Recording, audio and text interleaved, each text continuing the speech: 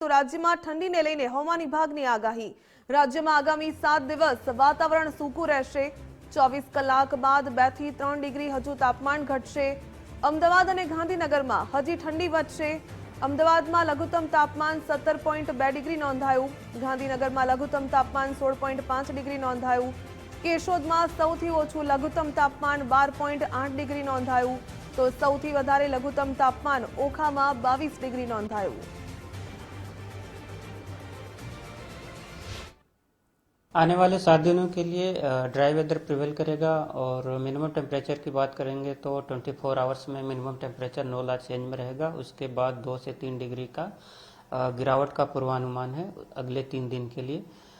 और minimum temperature realise की बात करेंगे तो अहमदाबाद में मिनिमम टेम्परेचर 17.6 17.2 और गांधीनगर में 16.5 मिनिमम टेम्परेचर रियलाइज हुआ है। और पूरे ओवरऑल गुजरात की बात करेंगे जहां पे सबसे कम मिनिमम टेम्परेचर रियलाइज हुआ है वो है केसोद 12.8 डिग्री सेल्सियस।